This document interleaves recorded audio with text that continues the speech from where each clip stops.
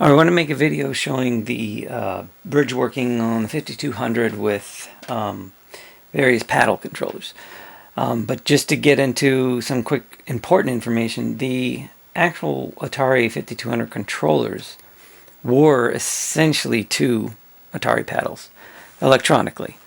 But the way that that was implemented in the games, at least in something like Breakout here, that's not going to work very well. It's kind of like sticking a pencil in a potato and trying to move left and right and expect that to work right. That's not going to work.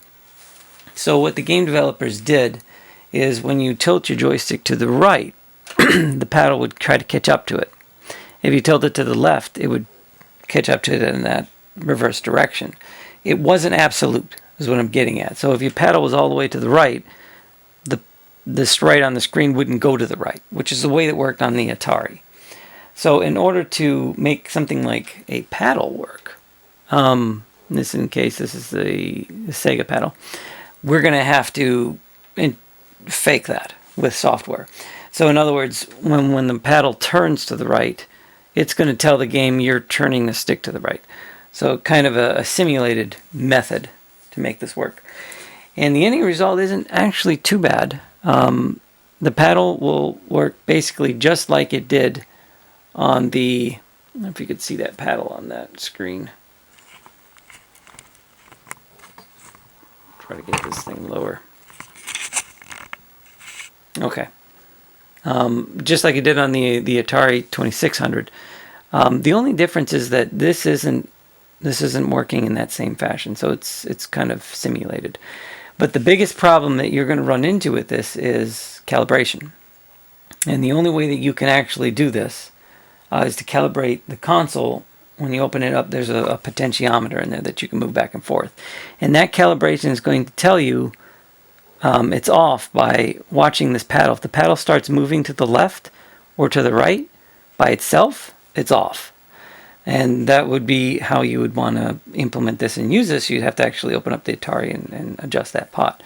Now that's actually going to adjust any of your controllers as well. So this is probably not a desirable thing for most people. This is definitely going to be a kind of a niche kind of thing. There's no way that you could ever simulate this 100% of the time because the Atari didn't really have any kind of a calibration in the software. You had to actually go into the Atari. And likewise with the Bliss-Box, you could calibrate that number in there too, but then you'd have to go back and forth between the PC to calibrate it. So either way, it's going to take some effort. But what I did in this case is I matched the calibration up with the console just to prove that the concept can work. And it's much easier to play this way than using a controller. The other thing too you're going to run into here is there'll be those gotchas where sometimes you yank your paddle too hard and then it's off-centered and now you can't quite get all the way to the left. And to fix that, you have to turn it all the way to the right to recenter it, or all the way to the left against the wall, and then you can use your paddle again.